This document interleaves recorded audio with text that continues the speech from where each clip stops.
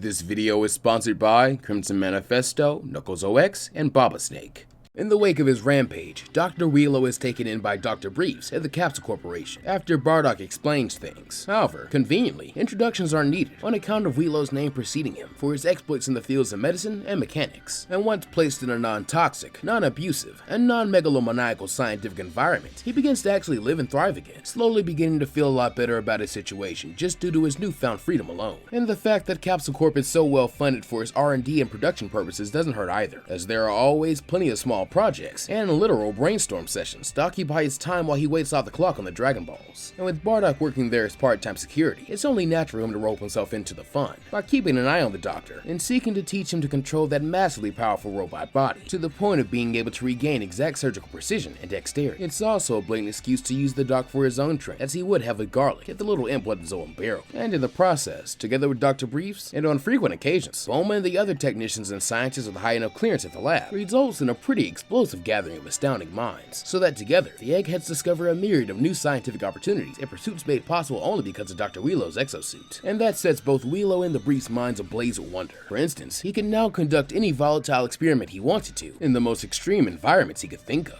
These experiences, recognizing his accursed life as a brain in a jar, can also be interpreted as a miraculous gift, as well as the realization that it may be safer to take steps to help his brain shed some water weight before stuffing it inside an even smaller container, convinces the Doctor to decide to wait on taking up Gine and Goku's offer just yet. And besides with their luck, and the time it takes the Dragon Balls to recharge, something inevitably could happen around the Earth which may be more pressing, such as natural disasters like a forest fire or drought, with these rather inevitably coming to pass after all. Instead, as there is still much to celebrate and enjoy in peacetime, he invites the Sunshun Cereal Clan and Briefs to host a few parties, whether they be for birthdays or holidays, at the Capsule Corp atrium, giving the Doctor opportunities to socialize with the heroes who rescued him, and begin personally picking out a menu of Gine's dishes he wants to try when he gets a new body. Though for the most part, due to the lull of peace, time begins to pass rather uneventfully, with our heroes and their friends and family all returning to their usual daily lives and pursuits. With this of course meaning that we're focusing on the pursuit of strength and the pushing of limits for some. For example, Bardock, after the great deal of damage he received in the whole world's strongest fiasco, and the experience of helping Wheelo, was actually able to achieve his first Zenkai since he withstood the effects of the Devil Might Beam once he recovered, giving him his first major jump in power in a long while, and a sense of euphoria along with it to boot, with this serving to make him a bit more sure in his statement of not really being able to get much benefit from training with his family now, which in all honesty, more so just bums him out. Though in this realization, another door is metaphorically opened, as in a showing of the progress the two have made in their relationship, and with Piccolo still on his pilgrimage, the Saiyan is invited by Kami to learn more of what he's been hiding, and to take part in training under the world's foremost masters. As Bardock's next venture starts, we return to Granola, whose own training in bounty hunting has finally bared some fruit, now that he's located the secret hideout of Hasy and Launch. A task made much harder due to his insistence not to rely on his eyes, determined to not remove the bandages covering them even after he'd healed, to continue to try and grab a firm hold of that predictive power he'd used during his spar against Master Tao and his classmates. Though sadly, with little luck and progress on that front so far, suggesting the task will be an intense and devoted labor. However, this training has had some rewards, as thanks to relying solely on it to traverse the world, the moss-headed boy's ability to sense energy has massively improved, being able to now sense even the smallest powers from grand distances with notable precision, which has proved handy on account of how wily and slippery this pair of crooks are. Thus we come to the climax of the hunt, as after some rather useless directions given to him by a local barkeep, the boy finds himself in a desert in the middle of a sandstorm, having been told this is where the two women he is looking for disappear off to, of course after drinking his beer and juice supply dry every week. While a few weeks ago, this would have stumped the young boy, now it is more of a slight speed bump, as using his more refined key sense, he soon finds both the calm eye of the storm, and then two energies hidden deep in a rock formation a couple miles out from his current location. And wanting to brush up on his stealth skills, the Crane student takes his time to find the hidden entrance, taking careful steps to not alert his targets or anyone else of his presence, the only evidence being the tiny bit of dust and sand that came in with him. However, when getting in striking distance of those he sensed, he is shocked to find the key signatures have suddenly changed in nature, despite not using sight to perceive them in a more traditional sense. If he had to describe his initial target's key as a color, they would both be vibrantly and violent yellow hues, whereas the signatures furnitures in front of him now belonged to two calm, blue-keyed women, who if he were to use his eyes, he'd recognize share a striking resemblance to his targets, as they too are a mother and daughter. Wondering if these are hostages taken from previous robberies or ransoms, the boy observes them through their key, as they go about a task that seems to be putting away freshly retrieved groceries quite happily. After watching for a few seconds, the boy concludes these two must not be the bandit pair he's looking for, as they seem to be pleasant if not outright nice people. However, when the sandstorm brings its way into the base, kicking up some more dust, a horrifying transformation takes place, as both women sneeze and suddenly change from an innocent mother and daughter to dangerous criminals who begin to cruelly argue with one another about who was supposed to close the door and what their next job should be. The older of the two women then brings up how the Red Ribbon Army is offering to pay them more to become actual officers than to do these simple hit and run jobs as fundraising. The name rings a bell to Granola, but he can't quite place it on account of how easily Raditz, Kakarot, and he blew through the group like tissue paper when they did cross paths. That aside, despite the oddness, these are indeed his targets, and the boy readies himself to strike without mercy for evildoers. Before stopping and remembering what Tao had said,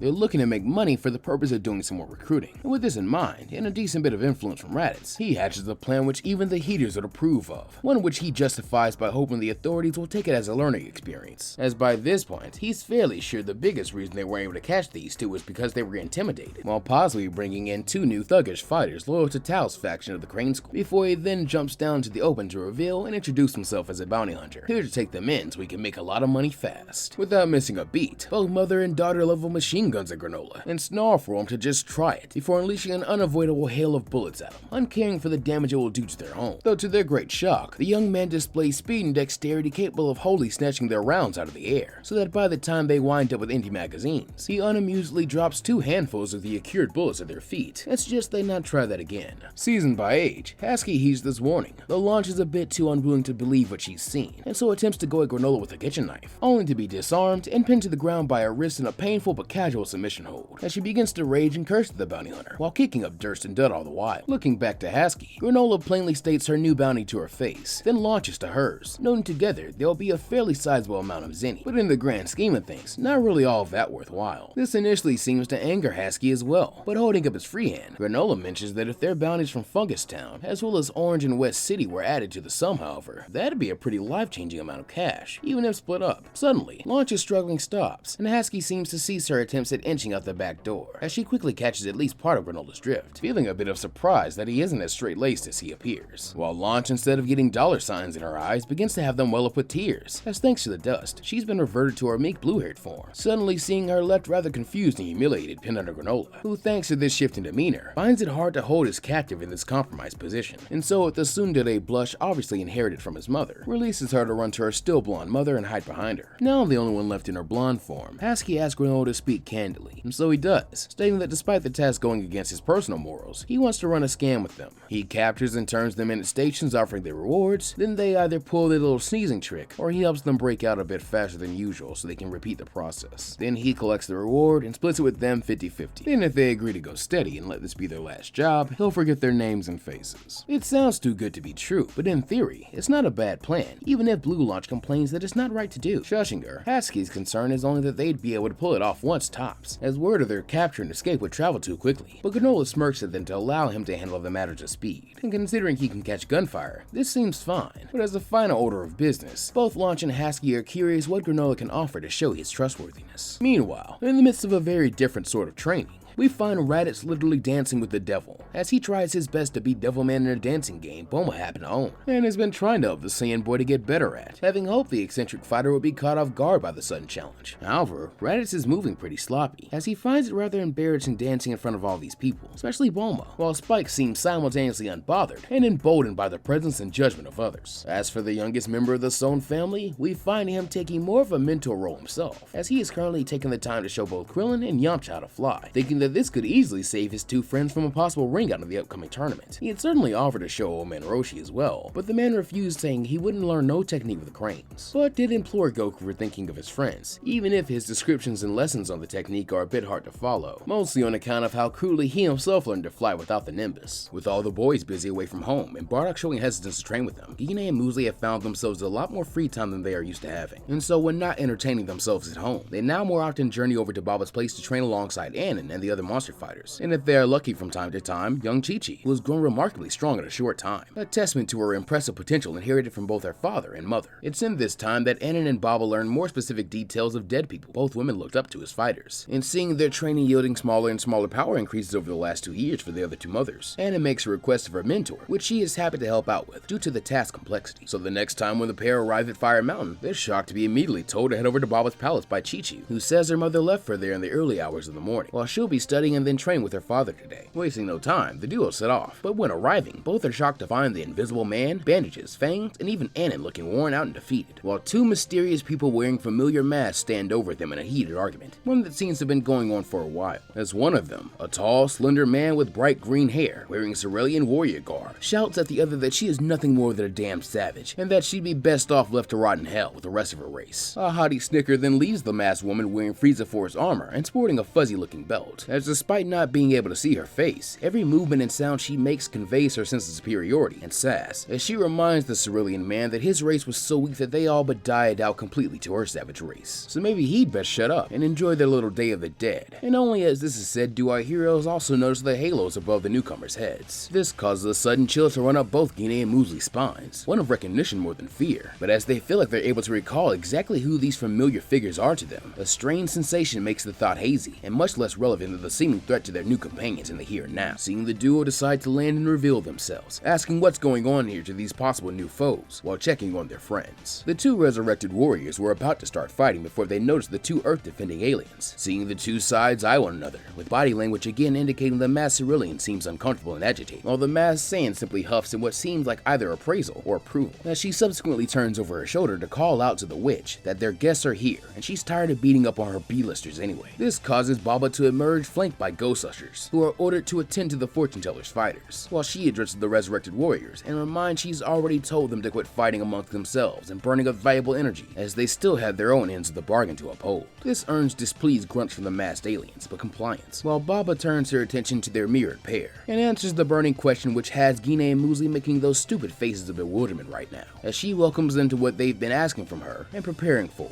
the most intensive training she can offer up, and likely that they've ever faced, as she's literally brought fighters out of the pits of hell for the next 24 hours in order to put them through it. However, should they somehow complete this training, she's rather confident the growth they will go through will help close the gap between them and that brute of a man they are both so infatuated with, in more ways than one. This, as it has rather predictably lately, causes the crimson face outburst from Muesli, while Gine seems almost out of it, still trying to push past the strange cloud on her memory. She could swear that the masked Saiyan is vividly, or rather, annoyingly familiar, but due to being relatively new to sensing ki these days, the energy would feel foreign regardless, and yet it still weirdly feels like home beyond simply being a fellow Saiyan. The same is somewhat true for Muesli, as the masked Cerulean's vitals give her a sense of deja vu, but whether because this is a ghostly body, because she doesn't seem to want to remember this person like Gine does, she has an easier time focusing on the challenge being set in front of them, quietly asking her partner what she thinks about this, snapping Gine into the moment, as she, being a bit predictable herself, says she's not letting the opportunity to get closer to Bardock slip by, a sentiment Muesli begrudgingly agrees with, despite not knowing if she means in terms of power or something else. And so with their consent, Baba tells them that in that case, their training starts now then, and their task is to defeat and unmask these resurrected warriors from their original homes, before time runs out and 24 hours pass. Solving their mysteries gives even more motivation to our heroes, but the same is said for their opponents' reprieve from eternal damnation, as before they can even take a fighting stance, Gine is blown off her feet and flat on her back with smoke smoldering off her chest. Muesli only caught what happened due to her advanced sight, allowing her to spot the masked Cerulean ruthlessly and immediately firing a blast to gun Gine down through the heart instantly, as he once again growls his hatred towards Saiyans, while in a flippant and furious voice, both the masked Saiyan and Muesli simultaneously demand to know if he wants to see if a dead man can die, to which he simply responds they were instructed not to hold back, and he saw an opening, so it's not his fault that savage woman got what she deserved, while Baba, just as irritated with this hassle, warns her charges that due to the conditions these fighters come from, they should be comparable, if not even stronger than Bardock now, so Gine and Muesli will need to be both tenacious and careful. Hearing she's being given advice still draws all eyes to what was originally assumed Gine is unconscious, or worse, by body. However, with the growl, the Saiyan woman sits up to reveal she was just barely able to catch, control, and hold on to the key bolt before it could do any lasting damage. No doubt on account of both her endless training with Ceruleans on her own right, but also the masked Cerulean underestimating her far too much, allowing Gina to throw the blast behind her into the moat, where it caused an intimidating splash from its detonation. This caused the masked Saiyan to suddenly whoop as if she's proud of Gina, then with hysteric glee that distracts her from her growing dislike for her masked partner, she charges the other Saiyan and forces her to engage in a clashing flurry of blows with her, in order to show her even more of her growth, while at the same time, the resurrected Cerulean looks to Muesli, with plans to finally give her a piece of his mind, but by the time he does, she in a very Saiyan-like manner has already come charging in at him,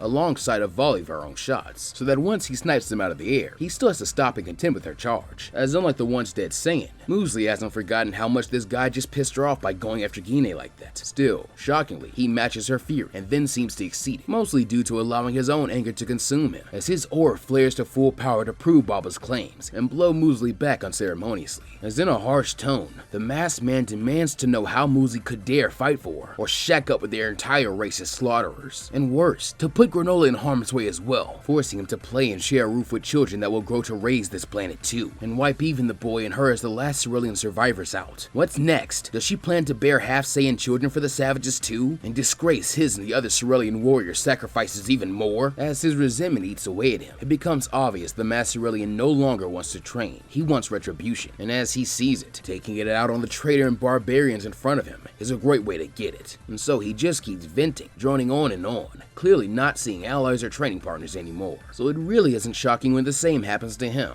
as obviously, Muesli will not allow her decisions as a mother or survivor to be questioned. Gine won't allow this bad-mouthing of her family or its extended members, and the masked Saiyan is simply tired of hearing the masked Cerulean yap, especially if he's not gonna at least fight while he does. So subsequently firing her ki off with rapid and potent accuracy, Muesli forces the other Cerulean to favor dodging this time, which leaves an opening for her to use the full power energy bullet blast technique Gine showed her when they first started training, as the masked fighter has to take on and deflect this head on, only to bat it away and clear his vision to the sight of two hysterical Saiyan ladies, charging him as a duel to maul him, just as brutally and savagely as he accused them of, with their flurry ending in a twin heavy finish that blows the other fighter into Baba's moat to cool his head, which the fortune teller suggests he does, unless he wants to go back extremely early. Now with only 3 fighters in the ring, and her allegiance is back to normal, Gine finds herself compelled to leap away from the other Saiyan, as she seems a bit too excited when she turns back to Gine and celebrates that she was hoping to get some alone time for getting up close and personal with the MILFs, as even with her mask hiding her identity, this Saiyan's pervert power level is a bit too strong to be suppressed, though it's thanks to this that Gine no longer needs to defeat this opponent in order to reveal their identity. While looking to the soaked and fuming masked Cerulean in the moat, Muesli a bit bitterly says she can say the same, since there weren't that many privy to the true nature of Granola's birth. Not at all shy like her Cerulean companion, the masked Saiyan readily discards her guise to reveal herself as none other than Celipa, or Fasha, depending on which name I remember to use more, truly in the flesh, as she chipperly cites how happy she is to see Gine and her new little friend, stating it about time she got a better mate than Bardock, puffing with a blush of her own. Gine insists that she still very much happily made it to Bardock, not to say she and her best friend haven't gotten really close though, a statement which makes Muesli snicker for a moment, forgetting about the masked Cerulean while he picks himself up with a mutter about some kind of mistake, and thus forfeits the rest of his time in the match, giving Baba free reign to send him back to the afterlife while he goes to sulk, and watch the proceedings away from her and her fighters, a request the fortune teller decides not to grant out of well-earned spite. Meanwhile, Celipa hearing this becomes all the more curious about what's been going on in her old friend's household since she bit the dust, and combined with her propensity to never pass up a chance in an especially stimulating fight, she grins that since Muesli's dance partner is throwing a tantrum, the two of them can just focus on taking her out together, as she's certain the Cerulean beauty is at least half the reason her old teammate has turned into such a powerful warrior. Besides, she can assure them that Baba is right, she is much more dangerous than Bardock, and certainly the masked Cerulean, so she doesn't want any holding back on account of how fired up the two have her. Sadly, she can't offer anything in return now other than the challenge, but if they can somehow make her back hit the ground for even a second, she'll tell them a secret about Bardock, and if she can do the same to them simultaneously, then they have to give her all the dirty little details of what's been going on. Any remaining uncertainty burns away, as whether motivated to now learn a secret, or perhaps keep their own, Gine and Muesli form up on each other, and prepare to take on Celipa just as fervently as she lunges at them, attempting to use her brute force advantage in grappling them to end things instantly. Seeing Gine and Muesli take a hand of the Saiyan warrior each, in an attempt to contest and resist her strength. A fool's errand, but one that leaves them both a free hand to combine for a point-blank attack, once again being the energy bullet technique, which Gine learned from Celipa in the first place, seeing the combo attack driven into his proud creator's stomach to send her skidding back a ways, only for her to, much like Gine, swiftly discard the blast and go right back on the attack, with a pair of her own energy bullets fired at twice the power. As a result, the key orbs can't be shot down by Muesli, however she can put her strength into shooting to divert them instead. While dropping on all fours, Gine endeavors to show the crazy monkey style of combat she and her youngest son have developed, and so with the way cleared, she attempts to spear her oldest friend and tackle her to the ground with her hunter's charge technique, though Celipa just cheekily finds a crude way to stop Gine's momentum and cop a feel all at once, throwing her completely off rhythm as she's countered, flipped, and nearly slammed hard into her back, if not for Muesli's distracting dropkick from above, that forced the professional Saiyan warrior to lean back to make the green-haired woman whiff her attack, and at which point, the dead Saiyan does much the same she did to Gine to her, causing a cycle that continues for most of the day, as the spar drags on in a testament to both sides' determination. However, thanks to working together, and having double the opportunity to take advantage of new openings in the opponent's guard, Gine steals her strategy, and attempts to grapple and wrestle Celipa down. While catching herself and turning on a dime, Muesli attempts to do the same, joining in to once again contest her strength against someone claiming themselves as strong as Bardock, and who's obviously amused by the pair strength as individuals, and a joint force. But still, Celipa is very motivated to know what made these two so close, and, not wanting to burn up all her time, Celipa decides on a compromise, one which will only hurt her pride a little, and so she decides to lift up and suplex the pair to the ground, thus putting all their backs to it simultaneously, and ending the match in a draw, though one which still exposed firsthand, and without any sugarcoating, the sheer width of the gap in strength Gine and Muesli seek to overcome. With the sparring over, Enin calls out to the group and the Masterillion, who all the while has watched everything, telling them that if they're done, to come and join her and the others, since when she got bored around hour 13, Miss Baba decided to brew some tea and bake some cookies. Certainly interested in eating something after all that, the three ladies follow, while supposing they can talk inside. However, noticing the Cerulean man still clinging to his long-gone anonymity, behind fortune teller Baba's apparently enchanted mask, Muesli says she'll catch up, before stepping in front of the Cerulean warrior, whom she addresses as Flake, and asking him to remove his mask. Tensely, the man removes it to reveal a pair of heterochromatic eyes that she is more familiar with than most Ceruleans. Her hunch was right, as this man is of course none other than the now former commander of the Cerulean Guard, and also Granola's illegitimate father. Thankfully, the fighting with Celipa served to help her burn through some negative emotion, as well as clear and center her mind a bit, so upon seeing him properly, she's able to quell and temper a great deal of her anger and resentment towards Flake, while he leaps to his feet and tries to explain himself, or better yet, appeal to her to listen about the Saiyans, and the danger they pose to her and their child. But now holding back hard the sensation to slap him outside of a sanctioned fight, Muesli finally gets a chance to demand to know where in the literal hell does he get off questioning her parenting or means of survival. The last time she checked, if anyone was a lousy parent, it'd be him, even long before he was dead. Everything always had to be his way or the highway, and just because she didn't have the kind of status befitting a warrior of his position, he was hesitant, or wasn't even willing to recognize or claim them as his family openly in public. He may have been protecting them and their entire planet when he was working, pushing them away, or even when he died, but that doesn't give him the right to suddenly play the good dad when he sees something he doesn't like, especially when that something doesn't involve him. And it's far too late anyway. Granola has already been growing into a fine young man, with a good heart in Flake's absence. And if she can brag, it's all because of her and a Namekian named Monaito's parenting, this peaceful world and its inhabitants, and especially the help of those very Saiyans he decides only to think the worst of. Just like she did when she first got here, having assumed herself in a righteous enough position to be a judge, jury, and executioner to Bardock. In fact, one of those savagely monstrous barbarians is the sole reason she is even alive to be around for their son at all. And the very thought about how things could have gone for Granola if things had turned out differently causes her to choke up a bit, with tears welling in her eyes. But brushing these aside, she continues to defend those who defended her. So while he is extremely rough around the edges, and aggravating to the point a day doesn't go by when she doesn't think about shooting him, she can't deny that Bardock is a good man, one who's worthy of a woman like Gine, one who fiercely placed both herself, Granola, and even Monaito on his protection from the very first time they met, ironically. And because of that, whether she likes it or not, she's come to realize that she truly cares for him a lot more than she thought. Realizing a bit too slowly that this has gone from confrontation to confession, Muesli apologizes, admitting that seeing him brought up a lot of old and new feelings she hasn't really processed or coped with. Some she incorrectly assumed were buried alongside him and long gone, but she guesses not. But recognizing from her testimony and what he's seen that he may be wrong about these specific Saiyans, Flake apologizes too, admitting he had heard from the witch bits and pieces of the story, and he just felt scorn. The idea that some Saiyans got to survive and thrive when their race was all but wiped out by them, and worse, that she was for some reason willingly in their company, was just too much for him, and he saw nothing but red like he always does. And similarly, it made him realize the full weight of regret and remorse he had for not being there to protect his family himself when they needed him just as much, if not more, than the rest of the planet. So in the end, it's himself that he's mad at. Understanding his position better, Muesli nods, agreeing with Flake that they both could have been more mature, and that in the end, they need to come to grips with how things played out. Besides, it's not as if that passion and hard-headedness of his was wholly unattractive to her once upon a time. The trait she still values, and pretty actively looks for actually. With this reconciliation, another awkward silence falls. As legitimately curious, Flake can't help but ask the nature of Muesli's relationship with the patriarch of the Saiyan family, obviously made curious from those bits he'd heard from the fortune teller, though Muesli cuts him off, saying that it isn't any of his business or concern, whilst doubting that Baba was giving him the objective truth for the sake of riling him up. And so she winds up giving him a red-faced stare that makes it clear she doesn't want to discuss her feelings for Bardock any further. Flake, wanting to change the conversation himself, asks how Granola is actually doing, wanting all the details he can get, and Muesli smiles, going into a long monologue, sharing stories of Granola's slow adjustment to his Saiyan adoptive family, his Crane School friends and mentors, his rivalry with Raditz, and even the admittedly heartwarming bond the boy has with Bardock. It's a pleasant but painful moment for Flake. While he couldn't be happier to hear his son is thriving, he just wishes he could have seen it and been a part of it himself, feeling even more jealousy now for the simple privilege of training with and enjoying time with his own child he's been robbed of. As he shares these feelings, Muesli understands it must be hard for him to hear, but she does have an idea. Knowing they still have some hours left, she asks Flake to train her in everything he knows, promising she will pass all she can on to their son, while making sure he earns the right to call himself a true Cerulean warrior. Flake seems unsure, knowing the time frame is short, and he expected Muesli wanted to enjoy the festivities with Gina and Celipa. But when looking into her eyes and seeing her resolve, he nods, agreeing to do so while she runs inside to inform Gina of the change of plans, quietly asking her to let her in on that secret later on, before she and Flake fly off a short distance away from the palace to begin their short-lived training in peace. Whilst left alone to enjoy the tea party, Gina is forced to disclose the details of her and Muesli's relationship, as well as learn the secret from Celipa solo. Thanks to her keen intuition for these sorts of things, Celipa is by no means surprised when Gina admits that her and Muesli are close enough to engage in a bit, well, seemingly a lot, of intimate stress relief together, as well as the Saiyan woman's awareness of her Cerulean friend's complicated feelings towards her mate already. This point in the duo's susceptibility to simple teasing causes Celipa to correctly assume Bardock hasn't been involved in all the fun for one reason or another, at least not as frequently or intentionally as the gentle Saiyan would like, she assumes. Though to this end, Celipa cites the secret she's gonna tell her may help with this conundrum, as she looks serious and gets her former teammate to lean in close, declaring quietly that despite how hard it is to stand at his side sometimes for all his strength and talent for fighting, Bardock is actually pretty useless on his own. But Gina should know that already, and she should also know well the power and drive he shows when he has something or someone to work towards and protect, something truly important to him. That's why even now, despite their situation, no one in Team Bardock has lost faith in him, since when he didn't wind up in hell with them, and knowing he certainly wasn't going to go to heaven with her, they had already assumed that he took Toma's final request seriously, and made sure to survive and fight another day, in order to get revenge in the future. So whether she and Muesli want to stand by that man as warriors or lovers, they're gonna have to take the lead and keep at it, even when he tries to pull away and handle everything on his own like an idiot. Shaking her head fondly, as this is obviously said from experience, Gine wistfully admits how much she'd missed her big sister figure, jokingly asking where was her friend all these years when she needed a Bardock translator, though smirking that self-sure smirk the longer-haired Saiyan has always admired. Celipa reminds her that she was off in a place that she doubts, or at least hopes, Gine will never see, before giving her a small shove and telling her to get going already, since they're about out of time anyway, and she thought she told her to stand by her mate. That's an order. Throwing a mock salute as she bursts into the air, Gine looks back one last time, sad that this may well be the last time she sees Celipa. However, to this end, she flies back to and glumps her friend in a big hug, just like she wanted to originally when she unmasked, promising her that the revenge Bardock is working towards isn't some petty or distant hope for the future. One day, they're for sure gonna make things right and free the galaxy, a sentiment Celipa looks forward to, though she continues to shoo her friend away all the same. Though holding her words of advice close to her heart, Gine begins formulating a plan, one that will allow her to not only improve herself to the point where she can truly stand side by side with her mate, but also prove to him, and finally herself, that she deserves to be there. And according to her old friend, the first step in doing that is to stop holding back her own emotions, or waiting on her mate to think about or consider his. Thus, when she returns home and finds Bardock, she has a rather urgent demand that he couldn't deny even if he wanted to. However, such plans take time, so before anyone knows it, the Sun Chun cereal clan and their assorted friends are gathering once more on Papaya Island for the next World Martial Arts Tournament. The air of excitement is palpable as everyone assembles outside the arena. As in the time since they last met, each warrior has grown in their own way,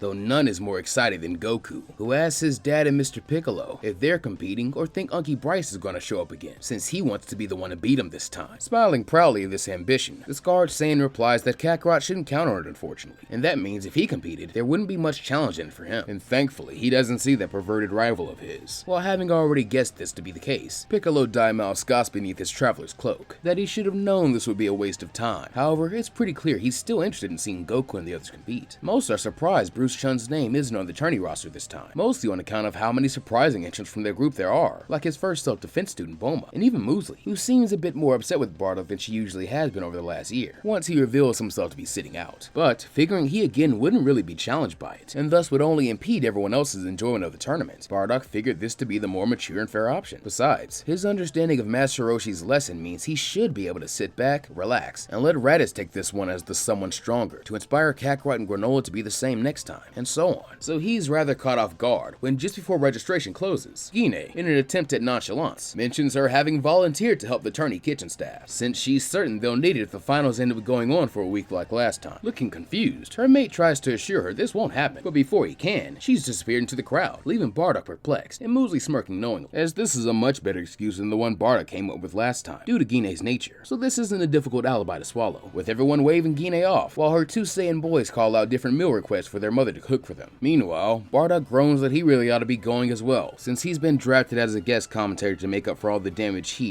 his brother caused last time, with this making Goku chuckle, as he asks his big brothers if they'd do that for him. In unison, the older pair adamantly state that there's no chance, though in Granola's case, this is met with chiding, as a girl's voice tells him that's not very nice. Spinning around, the group sees Tao approaching with the other members of the Crane School, which now includes a blue-haired girl that none of them know. Coolly, Granola introduces her as Launch, a fellow disciple of Master Tao, though once again, it seems someone is intent on interrupting him, this time being Master Shin, as he scolds the boy to remember that he is the master of the Crane School, not Tao, who is merely an instructor. If looks could kill, Shin will be dead 3 times over from the glares Granola, Tien, and Chaozu give him, though knowing well from Tao's teachings that part of being an assassin is biding one's time, no one countermands him, allowing the bird-hatted old coot to go on about how it is the duty of his students to bring both prestige, and more importantly, prize money back to the Crane School. This latter point earns him a small, contemptuous sniff from Roshi, causing a vein to pulse in Shin's temple, as he asks if his old schoolmate has something to add. Calmly, the Turtle Hermit says that actually he does, suggesting that if Shin wants these young people's respect, why not lead by example, and enter as well? Or is he afraid that his students might learn that they have all long surpassed their master? Outright glaring now, Shin goes that he supposes Roshi intends to do the same then. That is, unless he's a hypocrite, to which the bearded bald man snaps that he's darn right he's entering, with this settling it, as Shin sneers that so is he then, before the two old men turn their backs on each other, and huff like a pair of feuding children, smiling giddily at this. Grandpa Gohan's own enthusiasm suddenly matches Goku's despite his age, as the chance to see, or better yet face these two martial arts legends in the ring is so enticing he also decides to join in. Excitedly, Goku grins that he didn't know his grandpa and master were entering too, while beside him, Krillin snarks that he's pretty sure Master Roshi didn't either until just now. Nonetheless, the group then heads past the registration table, where they are happy to see the Ox family waiting, as Anin smiles that all 3 of them have just entered, so she looks forward to facing them all in spirited competition, a sentiment Muesli echoes, as she wishes her and Chi-Chi luck in the preliminaries. Meanwhile, Ox King greets Gohan, and becomes delighted in his also competing, before bending down to fist pump Goku, grinning that it looks like the Tyke's gotten a lot stronger, while with no malice to his tone, Goku replies that it looks like the King's gotten a lot fatter. Understandably, this injects a rather awkward pause into the conversation, though before Raditz, Krillin, Roshi, or a more assertive Chi-Chi can punch the boy on the top of the skull for being a blockhead, Ox lets out a booming belly laugh, grinning that it's an occupational hazard of being happily married, one he hopes Goku will be lucky enough to experience one day. With this crisis averted, the rest of the heroes see just how many returning faces there are, along with some new ones vouched for by the previous tournament's all-stars. The event managers cannot help but feel a sense of giddy greed, as even more than last time, they're gonna rake in boatloads. To this end, they even begin a pre-sale on tickets to the prelim matches, which as expected are gobbled up as the die-hard fans are eager to see which of these strange but oddly enthralling fighters is going to claim the crown. One unfortunate downside of such a stacked roster, however, is that the preliminaries are rather brief, with most fights being over in 1 or 2 hits, and fighters getting only 3 opportunities to prove themselves worthy of the top 8, with the rare exceptions being when members of the group come across each other, like when Shin winds up beating Tien, Chaozu, and Tao, albeit in a strange respectful manner foreign to the master, or when Anin hurls her husband through a wall, causing stars to circle around his head and hearts to bloom in his eyes. Subsequently, in what is surely record time for the Tenkaichi Budokai, the 8 finalists are selected and brought on to the main stage, those being Raditz, Granola, Muesli, Goku, Master Shin, Master Roshi, and Grandpa Gohan. While not exactly mathematicians, it does not escape the fighters' notice that this list initially comprises only 7 participants, though when Raditz somewhat abrasively raises this issue through the phrase "learn to count, Jagoff," the tournament announcer, now standing next to Bardock, grins that he was just saving the best for last, as he'd like everyone to give a warm welcome for their returning champion, Bryce Liu. At once, Goku and Raditz both excitedly turn their heads in the direction the announcers indicated, eager to see see the return of their enigmatic uncle. Though as he comes strolling into the ring, they and everyone else notice a rather glaring change since the champ's last appearance. He's a she, taking her place beside the announcer and a bewildered Bardock. Bryce Lou greets him and the audience warmly, a marked change since her previous taciturn demeanor, while in turn, the announcer, ever the professional, recovers from his shock and asks what she's been up to since last they saw her, in a tone that suggests she is winking beneath her mask as she holds up a peace sign. Bryce Lou replies that she put the prize money to good use if he knows what she means. In her mind, the obvious conclusion being a big meal and nothing else. So she's not here to talk about the past, she's here to fight in the present. So who's ready to watch her kick some butt? As one, the crowd lets out an excited roar, evidently keen for the spectacle they are about to witness, and seeing no reason to delay, the announcer and Bardock declare this year's World Martial Arts Tournament open, as the top 8 brackets are finally set to be revealed.